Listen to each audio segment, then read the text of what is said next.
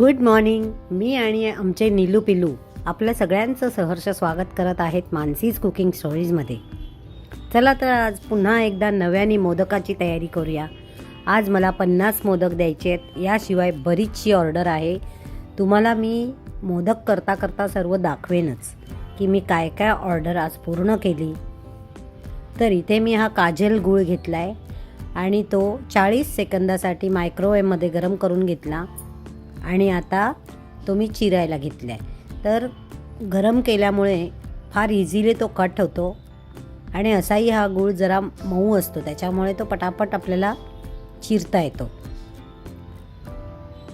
तर माझ्या ऑर्डर कधीही येतात मोदकाच्या, त्यामुळे मला ही तयारी करून ठेवायला लागते. मी गूळ आणला की तो असा चिरून मी बरणीत भरून ठेवून देते. आता मला जितका लागणार आहे तेवढा मी काढून ठेवते, बाकी मी ही बरणी भरून बाजूला करते. कारण आज खूप काम आहे. आपण गप्पा मारता मारता आपल्याला कामं करायची आहेत. तर या गुळाचं वैशिष्ट्य म्हणजे एक तर तो खूपच छान असा स्प्रेड होतो, त्यामुळे 1 वाटी गुळाला 3 वाटी नारळाचा चव लागतो. आता हा जर तुम्ही बघाल तर याला म्हणतात टपरवेअरचा स्वीट कीपर. यामध्ये कमीत कमी 10 ते 12 नारळांचा चव मावतो. इतका छान आहे. आता इथे आपण चव बनवून घेऊया. त्यासाठी मी 1-1.5 चमचा तूप घालून घेतलंय. तूप गरम झाल्यावर यात आपण खसखस घालून घेणार आहे.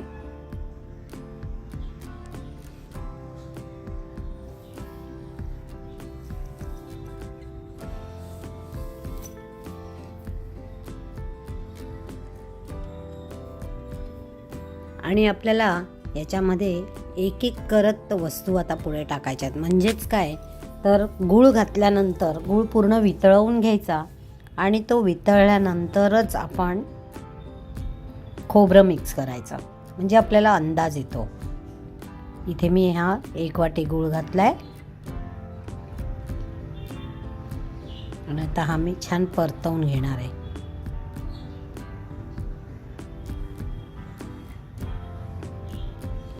बघा किती फास्ट मेल्ट होतोय.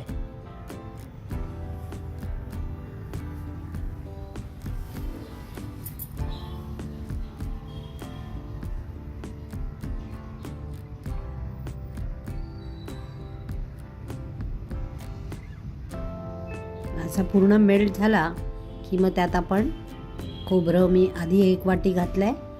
हे सगळं व्यवस्थित मिक्स करून घ्यायचं आहे.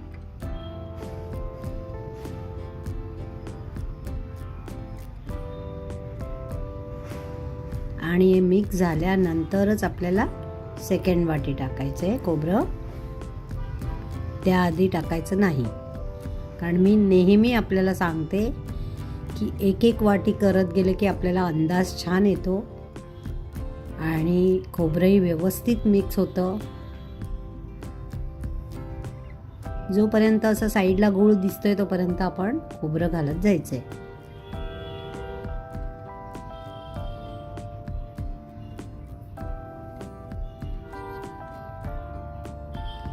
ही 2nd वाटी. पुन्हा एकदा हे व्यवस्थित मिक्स करायचं आहे.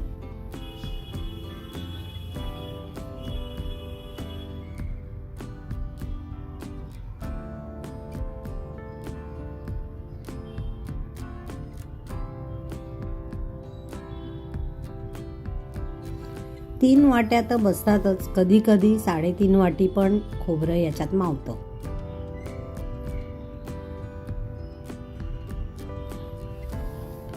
मी ऑलरेडी आधी एवढंच चव बनवून ठेवला आहे.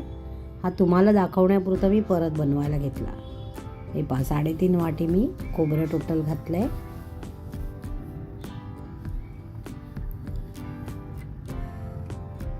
यात थोडंसं मीठ घालायचं आणि जायफळ वेलचीची पावडर सर्व एकत्र करून छान चव परतवून घ्यायचं आहे.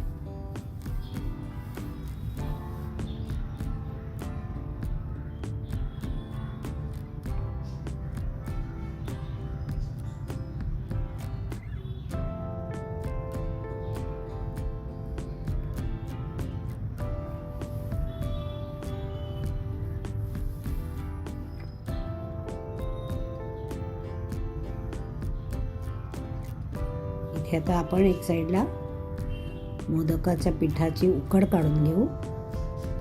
तर मागच्या पार्टमध्ये तुम्हाला मी रेशनचा तांदूळ आणि आंबेमोहर इंद्रायणी मिक्स करून वाळवून दाखवला होता. त्याचं मी पीठ करून आणलं आहे आणि त्याच पिठाचं मी तुम्हाला आज मोदक दाखवणार आहे. इथे मी मीठ आणि थोडीशी साखर घालून घेतली.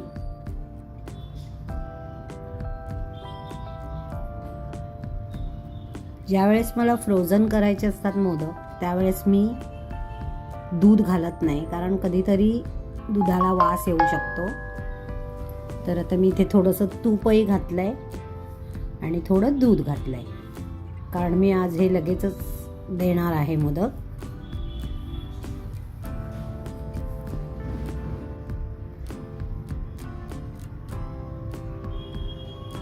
इथे याला छान उकळी आली तोपर्यंत मी एक साईडला आपलं पीठ आहे ते चाळून घेतलं. पीठ चाळणं गरजेचं आहे, कारण की आपण यात साबुदाणा वगैरे पण घातलेला आहे, तुमच्या लक्षात असेल तर. त्यामुळे थोडे कण राहू शकतात. तर पीठ चाळून घेतलंय बारीक चाळणीने. आता आपण जितकं पाणी घेतो तेवढंच पीठ घ्यायचंय. मी इथे 2 ग्लास पाणी घेतलं होतं, तर मी 2 ग्लास पीठ घेतलंय. थोडंसं हे ढवळून घ्यायचं आणि झाकण ठेवायचं आहे. हलकीशी वाफ काढायची, खूप म्हणजे झाकण ठेवून अगदी भरपूर वाफ नाही काढायची. मोदक बनवायला खूप त्रास होतो त्याने. पूर्वी मी तसंच करायची, जरा झाकण ठेवून 5 मिनिटांनी वगैरे काढायचे, पण आता नाही. हल्ली मी कधीतरी एखादं पीठ असं असतं की त्याला आपण झाकण नाही ठेवलं तरीही चालतं.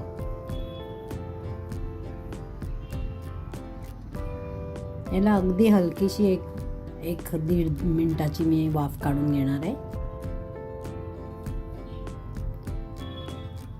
आणि ऑलरेडी हे पीठ फार नाजूक आहे.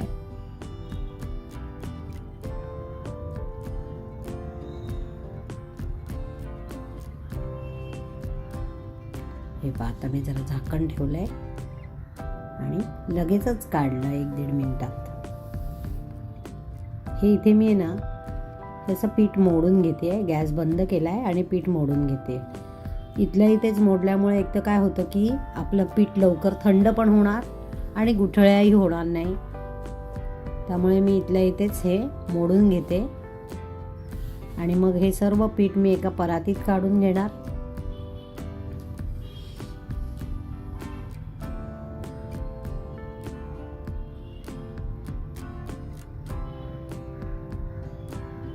परातीत ते पीठ काढून घेऊन यात मी थोडंसं पाणी घालून घेतलंय आणि आता ही कढई स्वच्छ करून घ्यायची आहे.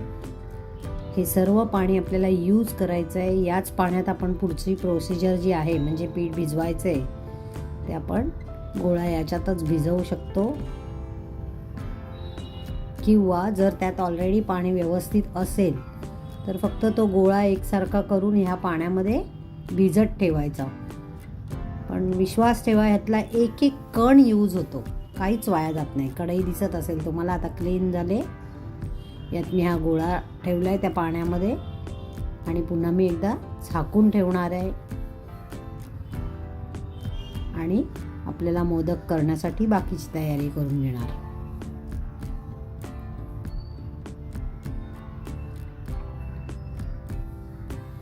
इथे ही परात घेतली आहे, पाणी घेतलंय, पिठाचा गोळा लागेल तेवढा काढून घ्यायचा, जास्त घ्यायचं नाही, कारण त्याच्यात तो आपला आपण मस्त फुलत राहतो. आणि इथे आपल्याला लागेल तसंच घ्यायचं, म्हणजे तो एवढं सर्व पीठ ड्राय पण होत नाही. चव काढून घ्यायचा आहे आपल्याला लागेल तेवढा आणि तेलाची वाटी बरोबर ठेवायची आहे.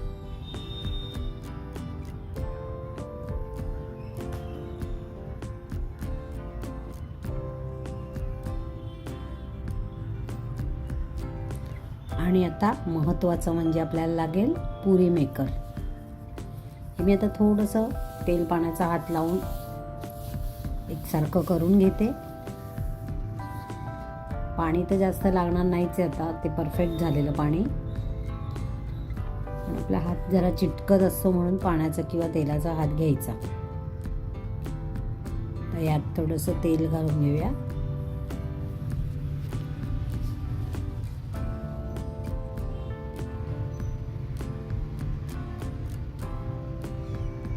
इथे ही परात सुद्धा व्यवस्थित क्लीन करून घ्यायची.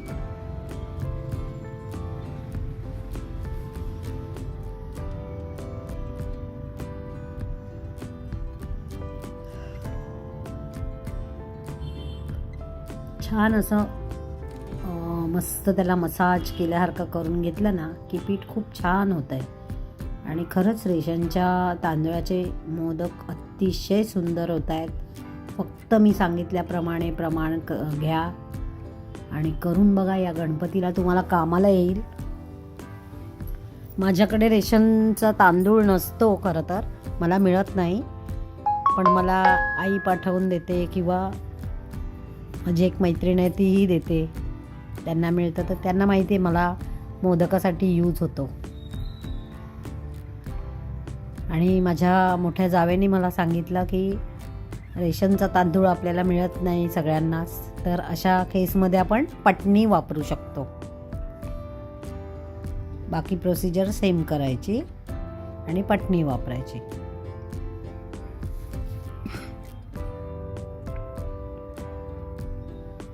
इथे मी पांढऱ्या कपड्याने झाकून ठेवलं आहे ओलं कापड करून. आणि हा चव. तर आपण मोदक करून घेऊया. मी तुम्हाला 1-2 करून दाखवेन. याचं कारण असं आहे की मला 50 मोदक करायचे आहेत, तर प्रत्येक मोदक दाखवत बसले तर खूप वेळ जाईल.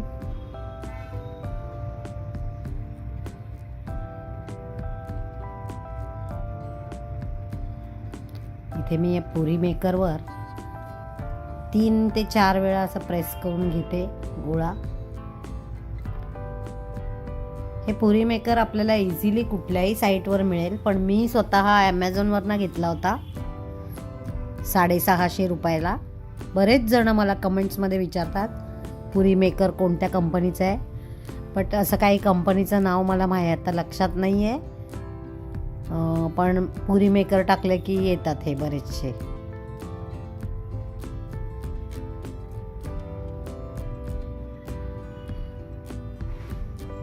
अशा पाकळ्या करून घ्यायच्यात आपण अगदी खालीपर्यंत व्यवस्थित.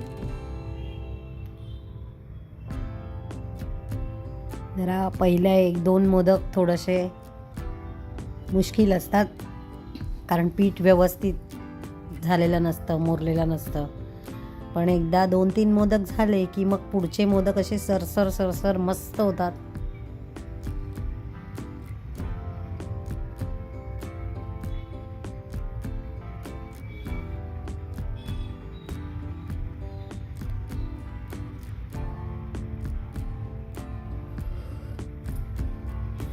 चव सुद्धा अगदी व्यवस्थित भरून घ्यायचा आहे,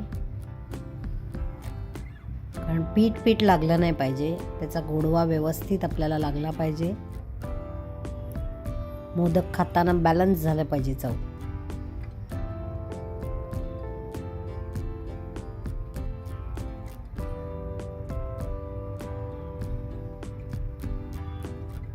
सर्व पाकळ्या जवळ करून घ्यायच्या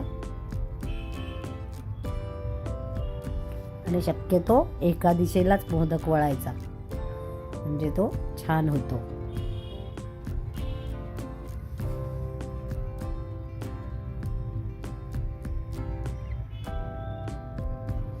हे करत असतानाच मी तुमच्यासाठी शॉर्ट व्हिडिओ पण बनवलाय, तेही चेक करा.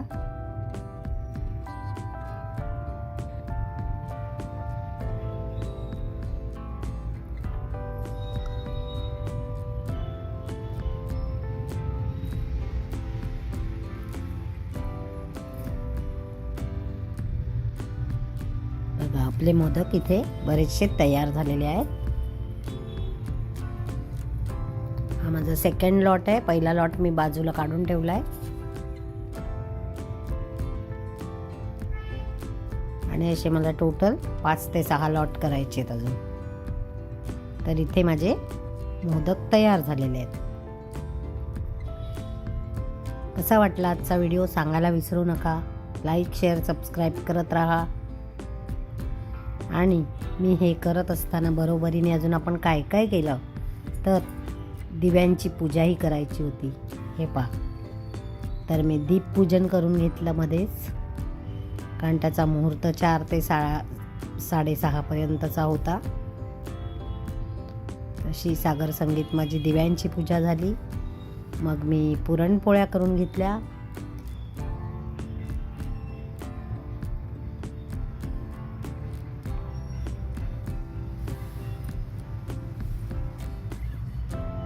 आता मी इथे बटर पनीर मसाला केलाय. मोदकही आपले इथे वाफवून तयार आहेत जायला. ही बटाट्याची सुकी भाजी, मटकीची उसळ आणि मसाले भात, तसंच पुरी. मसाले भात किती टेम्पटिंग दिसतोय. हॅलो मानसी मॅडम, खूप मस्त मोदक होते. मला आणि माझ्या फ्रेंड्सला आणि माझ्या पूर्ण फॅमिलीला खूप आवडले. थँक्यू सो मच जेवण